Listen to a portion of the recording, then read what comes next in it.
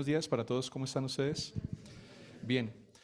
Bueno, entonces como tenemos este pequeño espacio de reflexión que viene siendo más bien como un abrebocas para la reflexión sobre la propuesta del gobierno en esta reforma. Entonces la idea es que hagamos un diálogo el día de hoy que va a tener, digamos, 3 momentos, ¿listo? En el primer momento vamos a tocar algunas generalidades de la propuesta de reforma del gobierno, los puntos relevantes, posiblemente los puntos que más controversia han generado en los diversos sectores de la sociedad. En un segundo momento, pues miraremos de pronto qué elementos en concreto quisiera cada uno de los profes profundizar en términos de hacer más entendible lo que supone la reforma para nosotros. Y si el tiempo nos lo permite, y lo digo porque pues apenas vamos a tener una horita, dejaríamos un espacio para algunas preguntas de parte de ustedes. Entonces, la idea es que sea más bien un espacio de reflexión.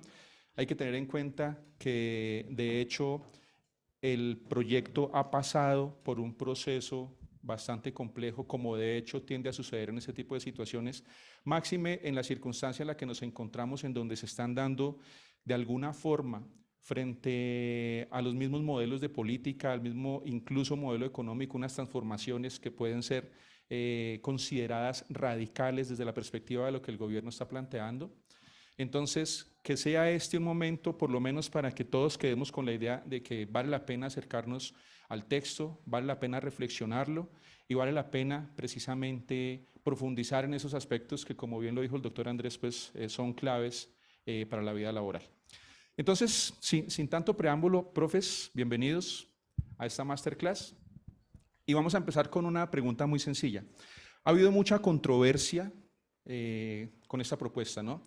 Está el tema de el recargo dominical, el recargo festivo, el horario de la hora nocturna, por ejemplo, el darle prevalencia. De hecho, uno de los temas más debatibles ha sido el de si el contrato a término indefinido tiene esa prevalencia en relación con otro tipo de contratación, lo que supone el contrato de aprendizaje también en términos, digámoslo de alguna forma, ascender al rango de contrato a término fijo. Bueno, ese tipo de situaciones es realmente, digamos, importante que lo tengamos claro, y por eso yo les voy a preguntar a ustedes, desde la perspectiva de cada uno, cuáles serían esos elementos de la propuesta del gobierno relevantes, ya sea que hayan o no, o que estén o no causando controversia en este momento. ¿Sobre qué elemento quisieran hacer énfasis ustedes para que nos inviten a los demás en ese ejercicio de conocer el proyecto de reforma? Muy buenos días para todos. Gracias, profe William. Muy buenos días a nuestros colegas y compañeros del módulo, la doctora Elizabeth, el doctor Pardo, el doctor Telles, el doctor Torres Telles, el doctor Robinson, que hoy no se encuentra, y por supuesto a ustedes, mis queridos estudiantes del módulo laboral y de profundización en materia laboral. Digamos que la importancia de la masterclass, en mi criterio, radica justamente en que podamos tener un diálogo y podamos dejar hoy algunas discusiones abiertas de manera reflexiva, para que en otro escenario podamos entrar a debatirlas. Pretender agotar la reforma en una hora el día de hoy en la masterclass pues no es posible, y seguramente si ustedes no han tenido el tiempo de leerla, mucho menos. Considero que el punto de partida, en mi criterio, debe ser esos puntos claves que la misma exposición de motivos plantea en la reforma. ¿Por qué una reforma laboral? Los desafíos derivados de las políticas de flexibilización y la precarización laboral que la reforma pretende enfrentar. Los desafíos relacionados con las nuevas formas de contratación y medidas especiales de protección. El enfoque diferencial que incluye la reforma. Y los desafíos producto del debilitamiento de las organizaciones sindicales y de su capacidad de negociación colectiva y autotutela. Estos son los 5 puntos claves o las 5 partes, digamos, que podríamos tener en cuenta en esta reforma, y en mi criterio serían el punto de partida. ¿Por qué una reforma laboral? Entonces, Apartándome de lo que dice el texto en la exposición de motivos, es porque claramente todos sabemos que nuestro Código Sustantivo del Trabajo es de 1950, no de 1948 como algunos lo han dicho, a propósito del Código Procesal del Trabajo y la Seguridad Social, sino de 1950, a propósito de unos decretos que fueron expedidos en estado de sitio en su momento y que después fueron convertidos en legislación permanente. Pero al fin y al cabo data de los años 1950. Entonces, ¿estamos en una deuda? Sí, yo sí considero que jurídicamente es necesario actualizar y que nuestra norma laboral hoy en día es anacrónica. ¿Por qué una reforma laboral? Porque así lo estableció el constituyente en la Asamblea Nacional Constituyente y que quedó establecido en el artículo 53 de la Constitución. Sin embargo, este no es el Estatuto del Trabajo y creo que yo quisiera empezar por ahí. No estamos frente a un Estatuto del Trabajo. Era muy pretenciosa la reforma inicial, era muy pretenciosa en mi criterio y era lo ideal que se hubiese planteado un Estatuto del Trabajo. Sin embargo, ese postulado que contempla el artículo 53 constitucional, pues claramente que establece que será el legislador al que le corresponderá expedir ese estatuto del trabajo y que ese estatuto del trabajo deberá tener unos principios mínimos fundamentales, pues esperaríamos, si así se inició por parte del Gobierno Nacional este proyecto, es decir, que fuera un estatuto del trabajo. Sin embargo, pues hoy no es un estatuto del trabajo, no por ello no deja de ser una reforma importante, estructural, como la Ley 50 del 90, como la Ley 789 del 2002 y como esta que tiene un carisma diferente por el modelo proteccionista que tiene la reforma frente a las dos anteriores que he mencionado, que son claramente de corte flexibilizador y neoliberal. En mi criterio, esta reforma es una reforma que está planteada desde un modelo proteccionista, a propósito de nuestro principio nuclear, que es el principio de protección al trabajador. Entonces, en esa línea, ¿por qué una reforma laboral? Porque necesariamente la necesitamos igualmente desde la academia y por eso esta masterclass quiere aportar algunos elementos de discusión hacia esa reforma laboral. Entonces, considero que sí es necesaria. Y frente a la pregunta siguiente que hacías, yo quisiera hablar enseguida, después de que mis compañeros hablen, de un tema que me parece importante y que venimos trabajando en el semillero de investigación de tendencias contemporáneas del derecho laboral y es la actualización de la relación de aprendizaje.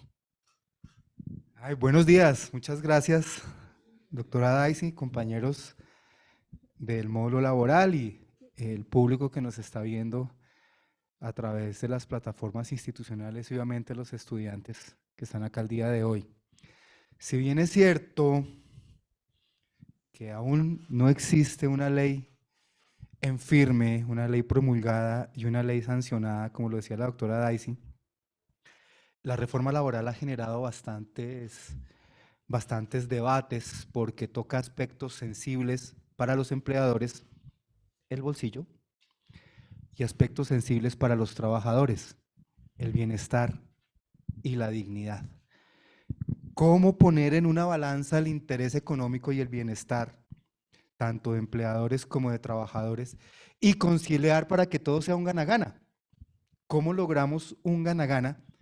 Porque cuando hablamos de reforma laboral, nos remitimos o inconscientemente el imaginario nos permite identificar a los empleadores como los grandes empresarios, medianos empresarios o pequeños empresarios, pero también nos damos cuenta que los empleadores también pueden ser los dueños de una casa, de un establecimiento de comercio o de una actividad cualquiera que no tenga connotaciones o implicaciones económicas altas. ¿Cómo ver cuál es el beneficio que puede recibir una clase de estos empleadores, entre comillas, humilde o que sí que tenga un músculo económico significativo, como muchas veces, como ya lo dije, relacionamos a los empleadores, pero se nos olvida que el beneficio del empleador es mucho mayor, independientemente de su actividad, el beneficio del empleador es mucho mayor que el beneficio que puede obtener el trabajador. Porque en Colombia nosotros vivimos bajo la ley de los mínimos.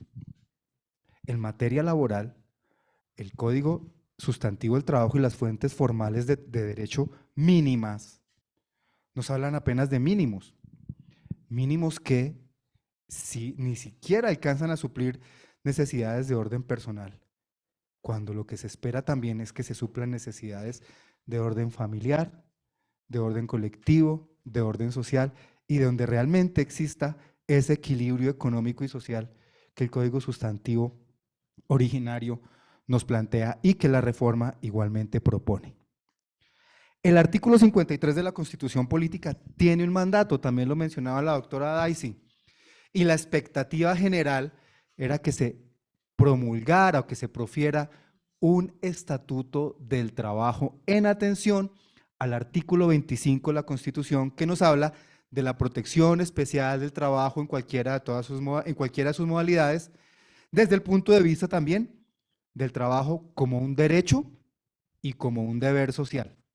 Entendido el trabajo, esto para comprender la reforma, no solamente como una actividad de intercambio, no solamente como una actividad de satisfacción de necesidades particulares y colectivas, sino entendido también el trabajo, como lo ha mencionado la Corte Constitucional, como una actividad que dinamiza relaciones sociales, económicas, personales y lo más importante, así lo ha dicho la Corte Constitucional, hace sentir útiles a las personas.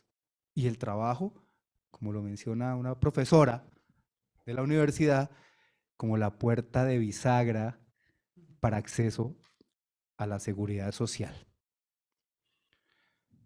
Infortunadamente, desde mi punto de vista, esta reforma laboral no constituye un estatuto del trabajo, porque el estatuto, más que una codificación, es la carta de navegación para regular todas las relaciones de trabajo. Y de primer plano, las relaciones que excluye son las de los servidores públicos, exceptuando las que tienen que ver con la regulación de la negociación colectiva y el derecho de asociación sindical para aquellas personas en que está exceptuado el derecho a asociación sindical, la huelga y obviamente la negociación colectiva. ¿Qué gran avance puedo encontrar yo? Que esos principios que están contenidos en el Estatuto del Trabajo van a incluirse o pretenden incluirse dentro del nuevo código. Obviamente no traen una definición porque al tratarse de principios constitucionales, la competencia la tiene frente al contenido y alcance del principio, la competencia de interpretación y de definición lo ha tenido siempre la Corte Constitucional, que al día de hoy, pues que tienen carácter vinculante, entre otras razones por encontrarse dentro de la parte dogmática y de derechos fundamentales de orden social. Yo encuentro la mayor carencia para mí que puede llegar a tener esta reforma es lo que tiene que ver con el Estatuto del Trabajo, que después de 32 años sigue constituyendo una omisión del legislador. Y no porque no se garantice la seguridad jurídica, porque la seguridad jurídica existe.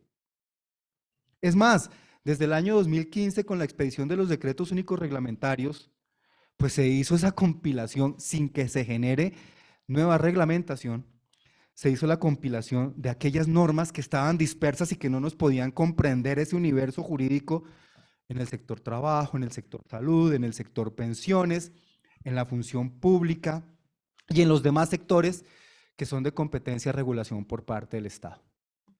Hay un reto grande: la estabilidad en el empleo, la remuneración, el trabajo remunerado en días de descanso obligatorio y las modalidades contractuales que son las que pueden llegar a generar, desde mi punto de vista, abusos en lo que tiene que ver con los contratos inferiores a 30 días, porque aún no han comprendido los empleadores que la naturaleza de la actividad es la naturaleza de la actividad del empleador, no la naturaleza de la actividad que desarrolla directamente el trabajador. Es un reto.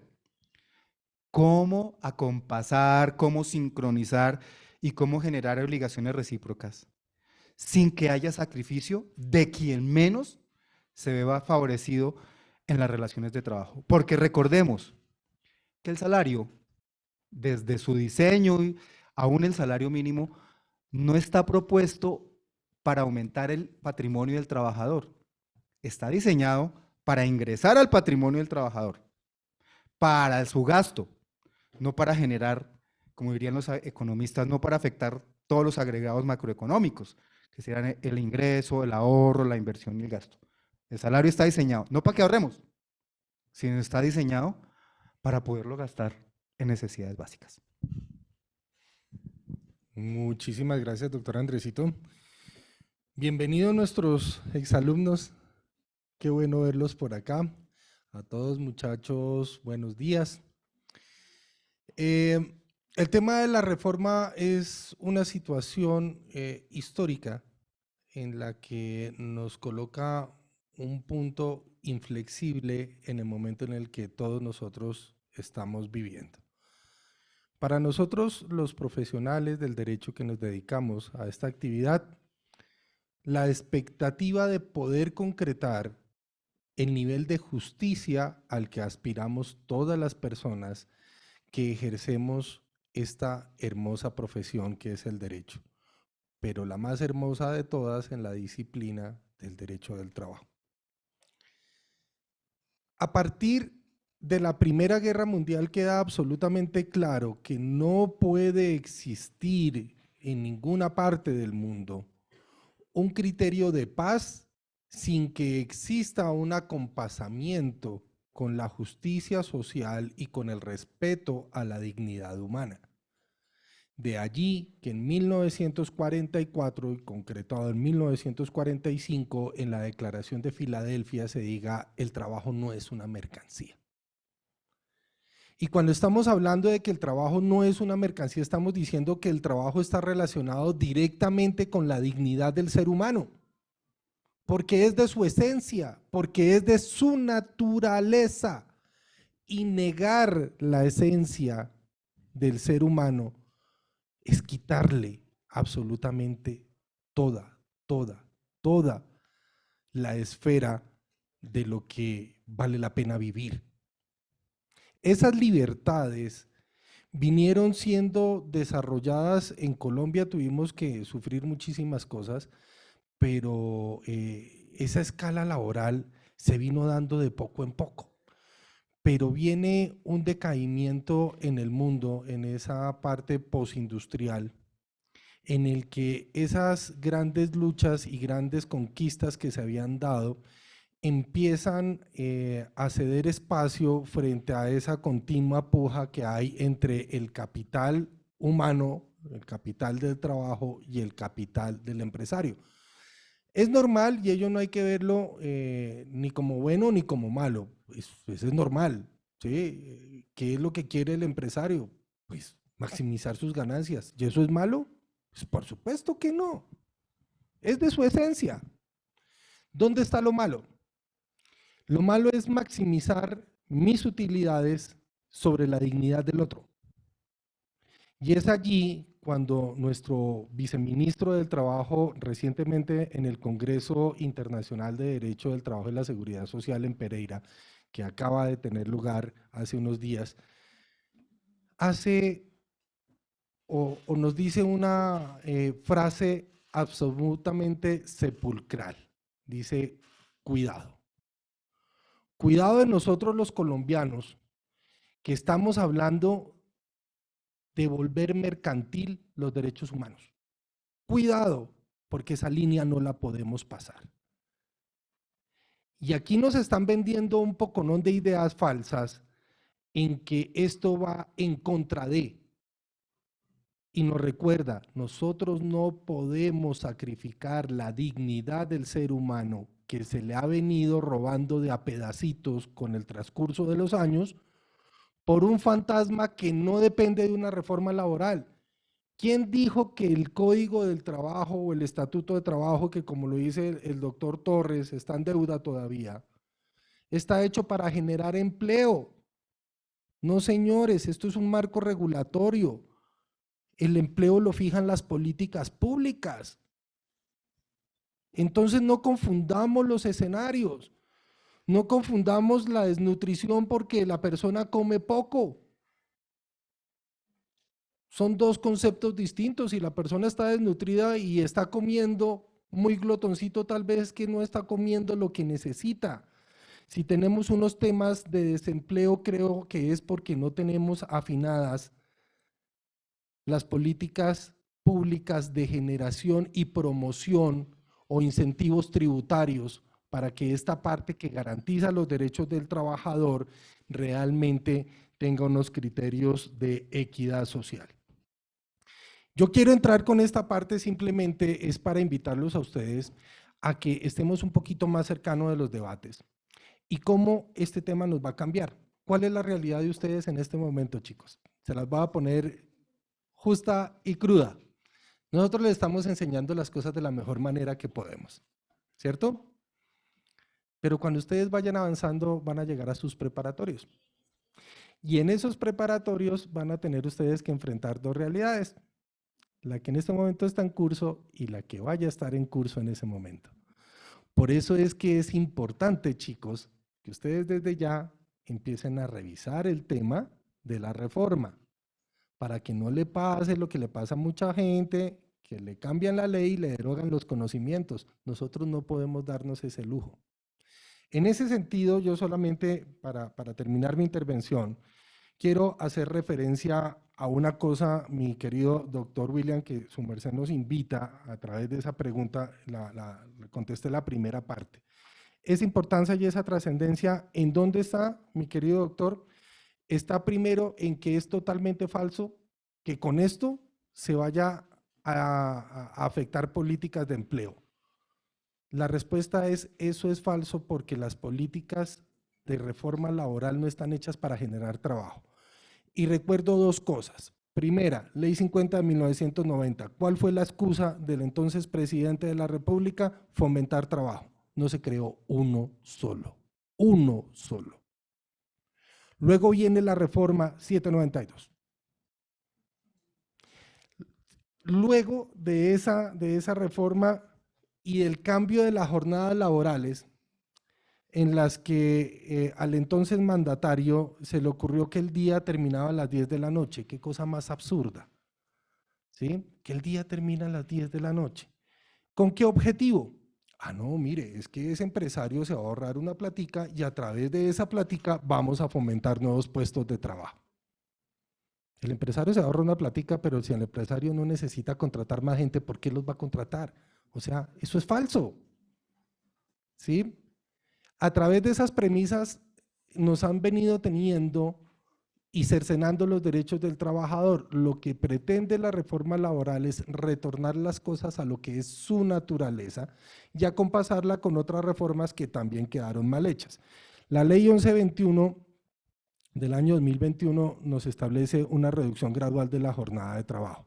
Es una norma que es buena, un poco inoportuna, pero que es buena porque acompasa la realidad del sistema laboral del mundo que estaba recomendada como desde 1930, ¿no? Ya estábamos hablando de que tenía que reducirse la jornada. La primera conquista fue la de los 3/8, eso está perfecto, ¿sí? 8 horas de descanso, 8 horas de labor, 8 horas en actividades con la familia, jornada máxima de 48 horas, fue una primera conquista. Pero en 1930 la misma OIT dice, bájele un poquito, bájele a 42. 60 años más tarde estamos hasta ahora poniéndonos a tono con eso. En otros países ya estamos hablando de 4 days week, y estamos hablando también de jornadas de 36 horas. Este código, la reforma, corrige el error de la 1121. La 1121 nos deja sin jornada diaria. Se le olvidó nada más y nada menos que cumplir un convenio de la OIT, ¿no? Casi nada. Y entonces, la 2101. Se le olvida un pequeño detallito. Nos dice, hombre, mire, vamos a reducir la jornada a las 42 horas. ¿Y la diaria? ¿Dónde me deja la diaria? El código, la reforma establece que la jornada máxima sigue siendo 8 horas. Pero viene otro tema que estábamos esperando muchos, por lo menos yo, y es que lo que es la jornada excepcional, que actualmente es la del 161, literal D, que es la jornada flexible, se vuelva una generalidad. Usted pacte con el empleador cuál es su día de descanso remunerado obligatorio y quitémonos de la cabeza la palabra dominical, que tiene un contenido altamente religioso y confesionalista, hijo de la Constitución de 1886. ¿Por qué domingo? ¿Por qué domingo? Ah, no, es que el domingo es el día sacro, el día de rendir culto. Bueno, muy bonito, pero es que resulta que los judíos lo tienen el sábado. O sea, para ellos no sirve.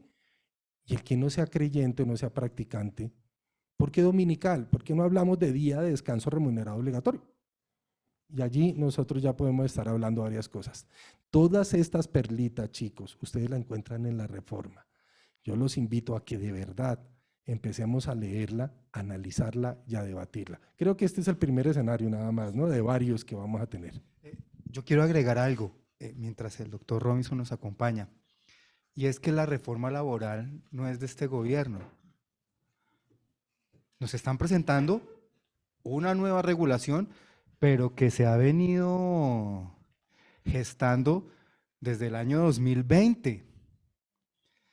La legislación o la regulación de emergencia derivada de la pandemia.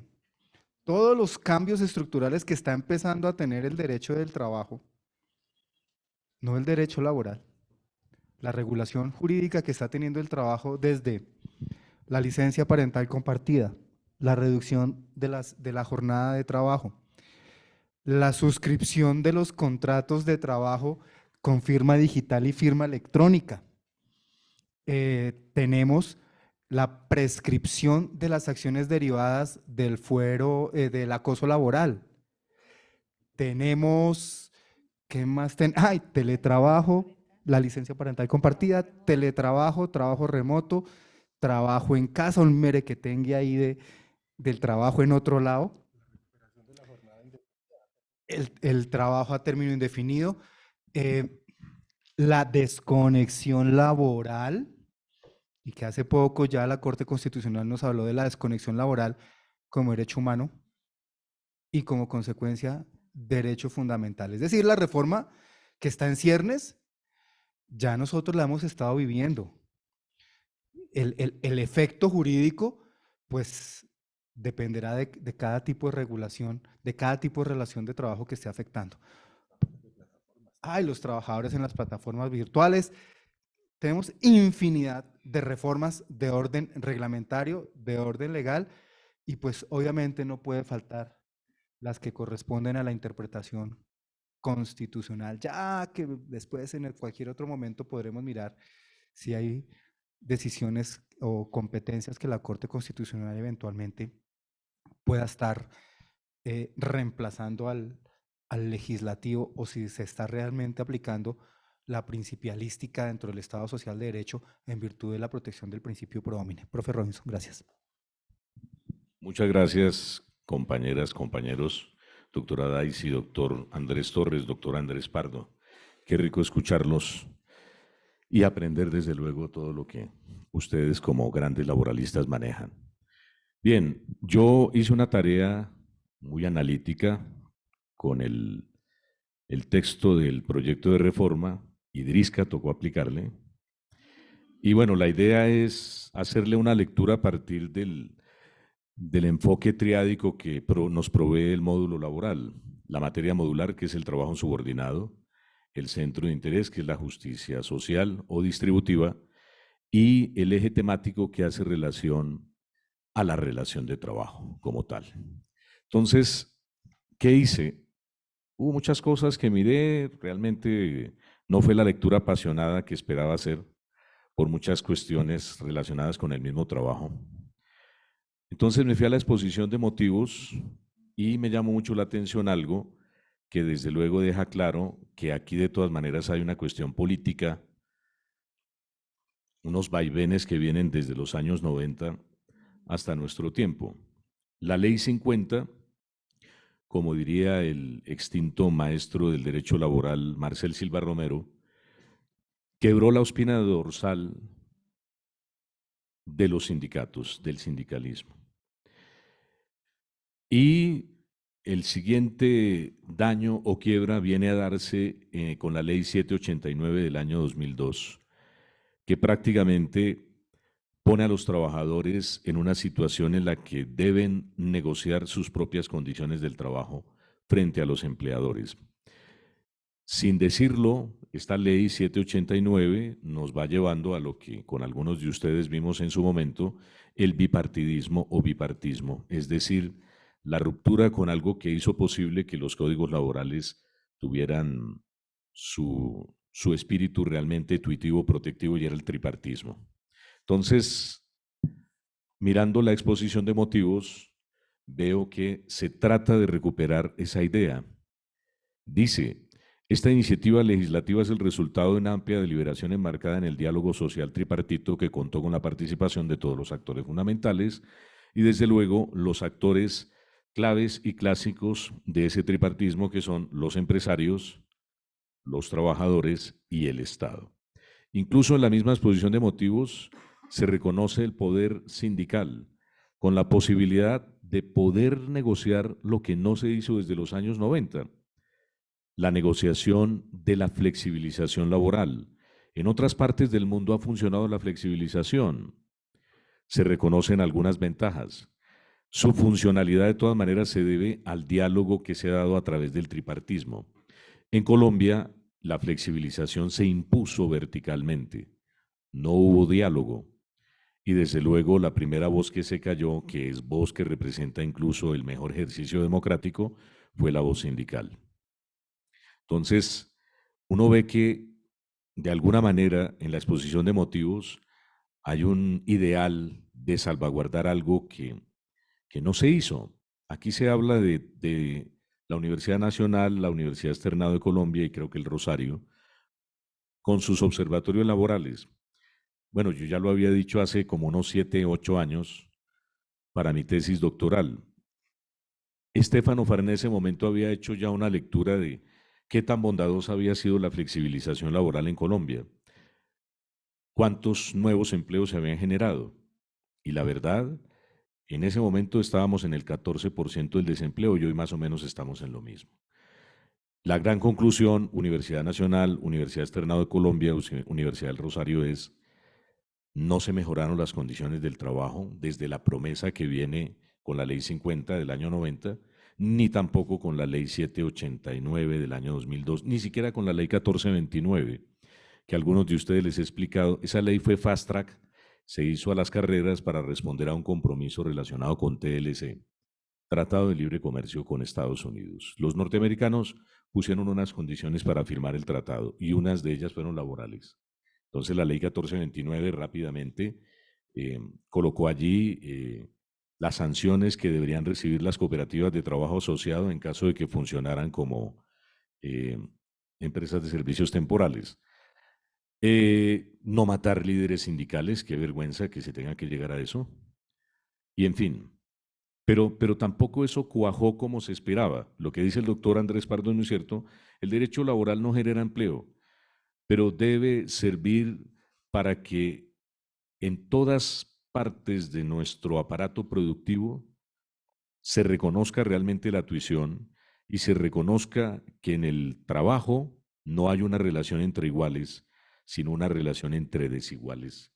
Lo que va mostrando la historia del derecho laboral es precisamente que sus instituciones no se fundan en la autonomía de la voluntad como pasa en el derecho privado, sino que se fundan en la dependencia económica.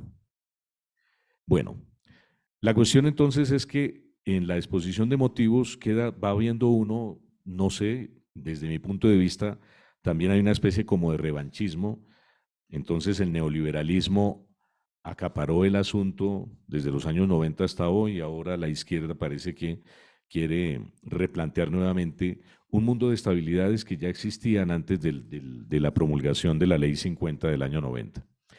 El problema es, y me gustó lo que planteaba aquí el doctor Andrés Torres, cómo hacer para que realmente eso pueda cumplirse y especialmente en un mundo globalizado y en donde ha pesado fundamentalmente la globalización económica. ¿Cómo barajamos ese juego? La misma exposición de motivos aquí dice que hay un un porcentaje grande de empresarios pyme, pequeña y mediana empresa. Y realmente si uno mira muy bien, por ejemplo, lo que pasa con el artículo 46 en esta reforma, vuelve la estabilidad que muchos disfrutamos hasta el año 2003, más o menos. La idea incluso es que los empleadores tengan que justificar muy bien por qué no se daría un contrato a término indefinido, sino un contrato a término fijo. Es decir, tendrán que demostrar que la labor del trabajador es temporal y pues eso va a ser complicado. En muchos casos la temporalidad no existe. Realmente estamos bajo unas condiciones que han hecho que el empleador de alguna manera pueda sobre nosotros ejercer una presión, porque sabe de todas maneras que detrás de cada trabajador está la necesidad económica, ¿cierto? Y no sé hasta dónde realmente pues esto pueda ser aterrizable. Yo he hablado con algunos empresarios y desde luego hablan pestes de esto y dicen que esto es un sueño irrealizable, que no tiene posibilidad de realización. ¿Cuál es esa visión de los empresarios que están participando de manera remota? Dicen, oigan, pero ¿qué pasa con la economía de mercado?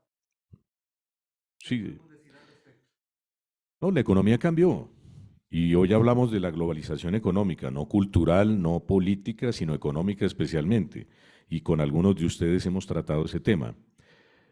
¿Qué hizo la misión Chenery como antesala de la Ley 50? Advertirle a los gobiernos de ese momento, que era el gobierno de Belisario Betancur y después el de Virgilio Barco, si usted no flexibiliza las relaciones laborales, la regulación laboral, va a tener problemas con la globalización misma, porque si usted quiere ampliar las fronteras económicas, mejorar el Producto Interno Bruto, mejorar la producción, tendrá que permitir que muchas empresas transnacionales lleguen aquí sin tanto problema. Y básicamente la misión Chenery le dice a esos gobiernos, el problema complicado es que tenemos una regulación laboral muy protectiva y muy rígida. ¿Y qué hay que atacar en esa regulación muy protectiva y rígida? Lograr el fácil despido. Antes tenían que cumplirse por lo menos 3 procedimientos para llegar realmente al despido justificado de un trabajador. Con la Ley 50 y ya después con las demás reformas, pues prácticamente el tema, al pasar los contratos de trabajo a término fijo, ya hablamos de una crónica de una muerte denunciada. No es necesario, o más bien es necesario simplemente un mes antes de preavisar al trabajador de su situación. Eso permitió a muchas empresas que se descargaran de grandes costes laborales, de grandes cuestiones que le costaban a los empresarios a la hora de despedir, a la hora de retirar a un trabajador de su empresa. Y la otra cuestión fue la privatización, que tiene que ver con los fondos de pensiones y cesantías. Eso también fue un asunto que se impulsó. Primero se recomendó la misión Chenery y ya después pues tomó el impulso con la ley 100. La ley 50 y la ley 100 con el tema de la salud y pensiones. La cuestión es que si vamos realmente a la ley del mercado actual, yo veo que esta propuesta resulta muy compleja de aterrizarse, porque la economía de todas maneras es globalizada, lo que ha pesado es la ley del mercado. Es más, la Constitución Política en su artículo 25 y 53 está hablando en un sentido muy proteccionista del trabajo, pero al mismo tiempo que surge la Constitución Política, al mismo tiempo empiezan los fenómenos de desregularización y flexibilización económica que van a ir en contravía de los principios que están allá en el artículo 53. Y al final, muchas personas van a decir que cada uno aprenda a nadar en el río revuelto que es la globalización, aprenda a hacer su propia defensa y aprenda a sobrevivir allá. Por eso hablamos de un bipartismo. Está lejos el tema de la dignidad, ¿no? Sí, desde luego, la ley del mercado, como decía el doctor Andrés Pardo, es la mano invisible que ya se anunciaba en la segunda mitad del siglo XIX y sigue presente.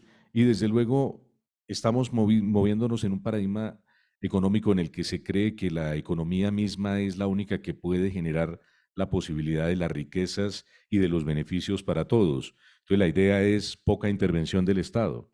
Cuando uno mira este documento, uno ve que hay un esfuerzo de que el Estado como que quiere volver otra vez a asumir su papel de amigable componedor en el tripartismo. Bueno, eso es todo. Les agradezco mucho, doctora Daisy y doctor Andrés. Bueno, entonces, profes, nos quedan unos cuantos minuticos para las intervenciones. Esto va hasta las 11, ¿no? Entonces, rápidamente, lo que yo quiero proponer es lo siguiente. A cada uno quisiera plantearle una pregunta para que pues, de pronto nos ayuden a ir entendiendo mejor todo este proceso. Para la doctora Daisy, fundamentalmente, bueno, teniendo en cuenta lo que el doctor Andrés decía, en términos de que fundamentalmente el beneficio del empleador es mucho mayor que el beneficio del empleado, es el mismo problema que tenemos también, por ejemplo, con la cuestión de la responsabilidad social empresarial. Si se beneficia al empleador, se beneficia al empleado, luego hay que beneficiar al empleador de acuerdo con esa perspectiva. Teniendo en cuenta esa idea de que, digamos, bajo este concepto de beneficio, ¿en qué medida hay un beneficio del empleado en virtud del beneficio del empleador? En el caso tuyo, Doc, con respecto al contrato de aprendizaje, ¿en qué medida hay auténticamente un beneficio del empleado si hay un beneficio del empleador? También quisiera de pronto pensar la siguiente situación, y es, en el artículo 5 de la propuesta, se modifica el artículo 46 del Código Sustantivo del Trabajo. Entonces, de pronto para el doctor Andrés Pardo, eso también en qué medida generaría un beneficio para el trabajador, cuando fundamentalmente lo que está sucediendo acá es esa prevalencia del contrato a término indefinido, cómo eso podría beneficiar al trabajador. Y finalmente, de pronto para que lo puedan charlar ahí ustedes, en qué medida las críticas que ha recibido el proyecto como tal precisamente tienen sentido en la medida en que definitivamente lo que se está proponiendo podría a futuro más bien traer un aumento del desempleo. Entonces, fundamentalmente sería eso. Nos quedan unos 12 minuticos para charlar. Vamos a ver, arranquemos. Ya lo decía, y creo que esa es la gran conclusión. Ley 50 del 90, Ley 789 del 2002 son reformas de corte neoliberal flexibilizador, indiscutiblemente. Es decir, son reformas que fueron hechas a partir de desmonte de derechos laborales.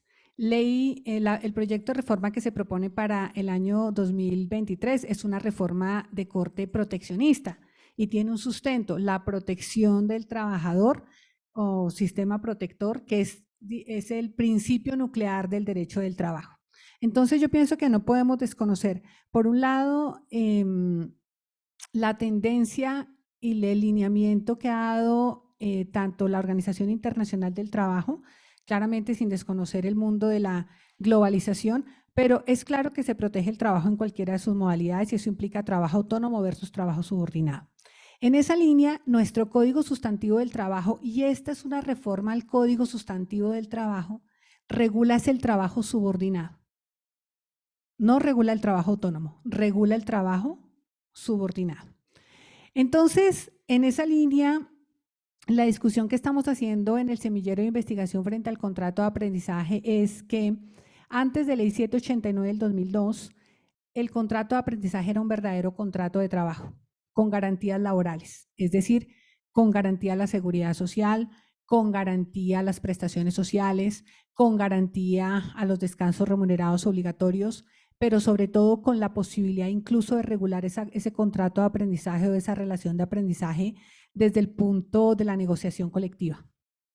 Es decir, llegaba hasta allá, ¿sí? Cuando llega la Ley 789 del 2002, y le decía yo aquí a Andrés al oído, esto me parece un déjà vu, hace 20 años estábamos hablando de la Ley 789 del 2002.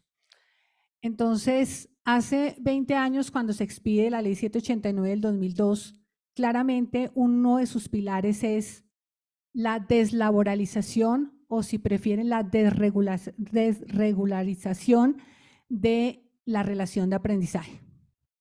Es decir, la Ley 789 le cambió la naturaleza jurídica al contrato de aprendizaje y dijo a partir del 2002 el contrato de aprendizaje va a ser una forma especial dentro del derecho laboral, pero no va a ser un vínculo laboral. Y como no hay vínculo laboral, no hay derechos laborales, no hay derecho a la seguridad social y mucho menos puede regularse a través de negociaciones colectivas, ni ser beneficiarios de negociaciones colectivas. Ese es el escenario. El escenario es que hoy la reforma propone que regresemos a que ese contrato de aprendizaje sea un verdadero vínculo laboral. Y creo que, sin temor a equivocarme, los laboralistas estamos de acuerdo. ¿Qué es lo que nos está diciendo? ¿Y cuál es el riesgo en el contrato de aprendizaje? Y hoy es el punto de discusión. Es que se propone que nuevamente vuelva a ser un vínculo laboral, pero se deja viva el proceso de monetización que hoy implica que el empresario pueda escoger o entretener aprendices o pagar para no tener aprendices, que se llama cuota de monetización. Entonces, si querías hablar de algún tipo de beneficio, hoy, en efecto, como están planteada la reforma, básicamente es sí, volvamos al contrato de aprendizaje como un verdadero vínculo laboral, con derechos laborales, con seguridad social, con derecho a descansos e incluso pensemos en la posibilidad de que se pueda beneficiar de negociaciones colectivas. Pero claramente hoy el empresario, como está planteada la reforma, si eso no se modifica, va a tener la posibilidad de escoger entre o aprendices o cuota de monetización, y como está planteada va a ser mucho más barata, no sé si ese término existe, mucho menos costosa, ¿cierto? Pagar la cuota de monetización que ir a contratar aprendices. Bueno, hace 2 años, en el corredor de la universidad, un compañero de ustedes me dijo: doctor, mire, yo necesito comentarle una cosa que le está pasando a mi mami. Resulta que mi mami está trabajando en una institución X hace 19 años, por contrato a término fijo. 19 años por contrato a término fijo. Aquí ya tenemos un tema maluquito. Como cada año guardaban silencio las partes, el contrato se renovaba por un periodo igual. Pero en la mañana anterior a que este estudiante me buscara con cierta preocupación, su empleador amaneció como de malas pulgas y le dijo: le paso su desahucio, no le voy a renovar el contrato. Primera preocupación, la del chico. Yo tengo mi crédito, mi mamá me está pagando mi crédito, se quedó sin trabajo. Segundo, estamos pagando casa. ¿Qué hacemos? Doctor, dígame usted, si usted no me puede ayudar, yo no sé quién me puede ayudar. Yo no, espérame, analicemos el caso de tu mamá. Tu mamá, ¿cómo está en el tema de pensiones? No, mire, doc, mi mamá tiene 55 años de edad. Yo, uy, bueno, mire, la tutela le va a servir porque tiene fuero de prepensión. Dile que me traiga la historia laboral. 1.700 semanas. No la cobija el fuero, porque es otro hueco grandísimo que la Corte Constitucional abrió interpretando algo que no puede interpretar. ¿Por qué razón? Porque si usted ya cumple el requisito de las pensiones, de las semanas para cotizar, únicamente se le suspende en el tiempo su derecho pensional. Sumamos esa situación a un contrato que es legalmente factible terminarlo, porque le están diciendo la causal es el vencimiento del término y adiós, y tenemos una violación sucinta a 2 principios constitucionales, y a un convenio internacional y a la política pública establecida por la OIT en la Agenda 2030. ¿Cuál es esa? Trabajo digno. Y en la Constitución nos dice principio de estabilidad en el empleo. ¿Será que el contrato a término fijo va en armonía con el principio de estabilidad? La respuesta es no. No son camisas de fuerza para el empleador, pero sí es un límite a ese ejercicio que tiene el empleador en el gobierno, porque la decisión de ese empleador no puede estar sometida al capricho si ese trabajo, ese puesto de trabajo tiene la vocación de continuidad. ¿Qué problema tiene que usted le aporte a ese trabajador seguridad jurídica? Obviamente la respuesta desde esta oficina de abogados fue decirle: lo siento, de verdad que lo siento mucho, pudiera yo hacer algo por usted, pero es totalmente injusto. 19 años trabajando por un contrato a término fijo y faltándole 2 años para pensión, tampoco está protegida por la Constitución, porque ya cumplió su semana, solamente le faltan 2 añitos para pensionarse y mientras tanto, ¿qué hace? ¿De qué vive? ¿Será que es fácil a una persona de 55 años salir a conseguir trabajo? Entonces, cuando nosotros empezamos a armonizar estas propuestas de reforma, especialmente esa del artículo 46 que está en el cuarto quinto de la reforma, vemos que ya tiene más sentido ese principio de estabilidad. Económicamente, ¿cómo se plantea? Es que la legislación colombiana no es una legislación única en el mundo, y es que la gran mentira de todo este tema es que la gente le dice, no, nos vamos a ir para atrás, vamos a hacer esto, vamos a hacer X, Y, vamos a cerrar las empresas. Cada vez que hay una reforma, el grito es el mismo, es que eso es un déjà vu, ¿no? Eso es, nos vamos a quebrar, mejor dicho, vino del acabose. Ese es como si tuvieran guardada la paleta y la sacaran años después. Es el mismo discurso de siempre. Y se les olvida que la OCDE lo primero que dijo fue, ojo con el tema de las reformas laborales porque están deslaboralizando y vamos a empezar a generar políticas de dumping social, en la que tales estados subsidian cosas y socialmente los trabajadores van a ser los afectados. Equilibre el tema social al interior de sus economías, es lo que dice la OCDE. Es todo lo contrario del discurso en Colombia. Entonces, ¿en dónde se tiene que centrar los esfuerzos del gobierno nacional? Y con esto termino. La reforma laboral no está hecha para crear puestos de trabajo, pero sí es cierto que ese pequeño empresario, el señor que tiene las 5 chicas o los 5 muchachos ayudándole en la panadería, pues va a tener un esfuerzo muy grande que hacer. ¿Qué puede hacer él? Porque es que no es diferente del señor que tiene 4.000 trabajadores en su planta de personal y el músculo financiero para sostener ello, que nuestro amigo Paco en la tienda que tiene la señora de variedades Tutica. Pues a nuestro amigo de variedades Tutica de la panadería el pan de cada día, tiene que beneficiarse de políticas tributarias, porque la clase media colombiana tiene encima el peso, la carga de este país, y es hacia allá donde tenemos que empezar a mirar la política de empleo, no sobre los derechos que reposan en la dignidad del trabajador. La dignidad del trabajador no puede seguir siendo la que se mancilla a costa de una falta de política tributaria adecuada que beneficie económicamente a ese pequeño empresario. Entonces, ese pequeño empresario tiene que tener auxilios, tiene que tener incentivos, tiene que tener una serie de elementos que optimicen su ganancia para que pueda dignificar la vida del trabajador, se active económicamente el ingreso del trabajador, porque si el ingreso del trabajador se activa, la economía también. Es que es un punto que la gente no ve. Si el trabajador tiene dinero suficiente, va a gastar, va a invertir. Luego no está dinamizando la economía. Y entonces al empleador, ¿qué le hacemos? Benefícielo en otro punto, porque es que la reforma laboral no puede ser sobre la que descanse lo económico, las políticas públicas de crecimiento. No podemos abandonar ese tema ahí. Y con ello, no sé si esté satisfecha la inquietud.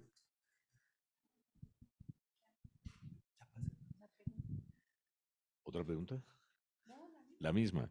Bueno, la cuestión que yo revisaba aquí con base en la pregunta del doctor William, hay una cuestión que me gusta también en la exposición de motivos de la reforma y es que la productividad de un país no se hace porque se aumenten las horas de trabajo, porque la gente tenga que trabajar más de las 8 horas, 12, 14 horas. La productividad de un país se mide también en las posibilidades de que el trabajador acceda a las debidas justicias en materia de descanso, en materia de la jornada de trabajo. Aquí mismo lo dice del siguiente modo. Contrario a lo que podría pensarse de manera superflua, ese indicador es absolutamente negativo, el indicador que les decía. El desempleo no ha cambiado mucho desde los años 90 hasta acá. Es decir, que no son indicadores directamente proporcionales, pues a más horas trabajadas no necesariamente se incrementa la productividad del país. Incluso las muestras de estadísticas actuales indican que los países que alcanzan mayores niveles de productividad suelen acompañarse de jornadas laborales reducidas. La productividad del trabajo en Colombia es de las más bajas que dice la OCDE. Según la OIT, el PIB por hora trabajada es de $14.8, encontrándose por debajo de países como Costa Rica, México y Brasil. Y estamos hablando pues también aquí de la ley 789 que pretendía eso. Incluso para el tiempo de esa ley se hablaba de que eh, reconociendo las horas extras a partir de las 10 de la noche, eso podría generar un tercer empleo que iría de las 10 de la noche a las 6 de la mañana. Eso nunca pasó, nunca ocurrió. Más bien los empresarios dijeron, no, ahora sigo siendo más tu dueño porque ahora puedes trabajar más allá de las 6 de la tarde y no tengo que reconocerte nada.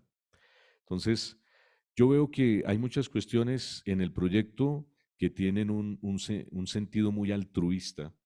El lío es cómo llegar a un acuerdo con los empresarios para que asuman un poco también ese criterio, porque en 30 años de reformas laborales lo que más se ha dado es precisamente una ventaja económica hacia quienes son dueños del capital y una muy escasa ventaja hacia quienes solamente pueden poner su fuerza de trabajo, la capacidad de ahorro, la capacidad crediticia, el acceso a la educación, el debido derecho al descanso, incluso pues para lograr el ocio con la familia, cosas que con ustedes hemos tratado no necesariamente desde el lenguaje de un jurista, sino desde el lenguaje y la doctrina social de la Iglesia. Lo mirábamos al comienzo, siempre lo miramos al comienzo del semestre, con cuestiones que no pretenden ser confesionales, pero que dan cuenta hombre, la realidad del ser humano en materia laboral siempre va a ser una realidad de dependencias, aunque exista el trabajo autónomo, la mayoría de los seres humanos estamos bajo el vínculo de la continuada subordinación y dependencia, el vínculo de obediencia que fue reconocido pues, a través de la historia, especialmente en los albores del siglo XX, y para fundar precisamente desde allí las instituciones que componen el derecho del trabajo.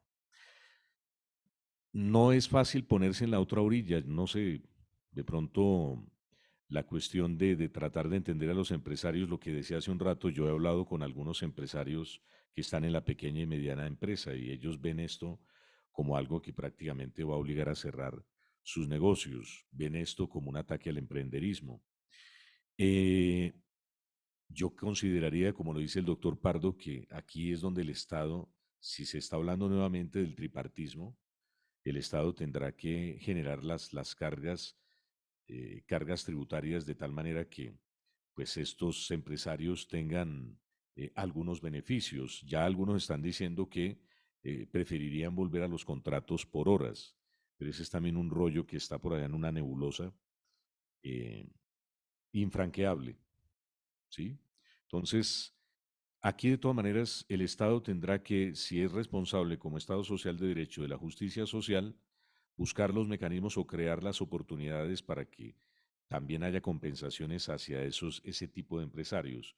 La justicia social o distributiva no es justicia en igualdad, es justicia en equidad, y eso es algo que descuella en la misma reforma, en el código laboral que tenemos y en el actual, ¿cierto? Hay una regla de interpretación en el artículo 18 que esta reforma también la sostiene. Esa regla de interpretación habla de las tres cosas que definen nuestro derecho del trabajo: lograr la justicia social en las relaciones laborales, la coordinación económica y el equilibrio social.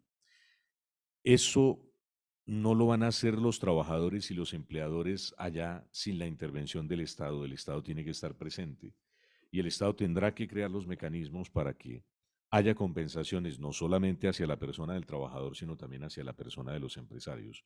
Pensar en incentivos, bueno, todas estas cosas nacidas desde políticas públicas. Muchas gracias. Aló, aló.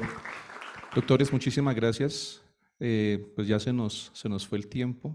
Nos toca ser muy estrictos acá con la cuestión del horario.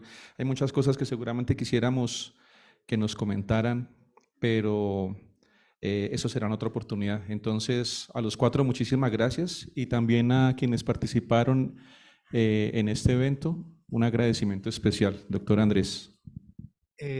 No, muchas gracias a ustedes, a la universidad, por permitir estos espacios y sobre todo con el tema de hoy, más que de enseñanza, de reflexión.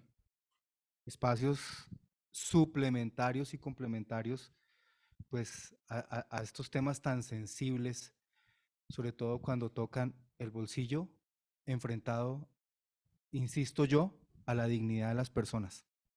El derecho del trabajo es el menos pretencioso de los derechos, pero con las más amplias aspiraciones sociales. Cualquier cosa, esa frase es acuñada mía. Bueno, muchas gracias. Chicos, bendiciones, que pasen un muy feliz día y estén atentos porque vamos a tener muchísima actividad académica en torno de reforma laboral, reforma de pensiones y procedimiento del trabajo. Bendiciones para todos y para quienes nos ven desde fuera. Santo Totumba. Más allá de tus límites.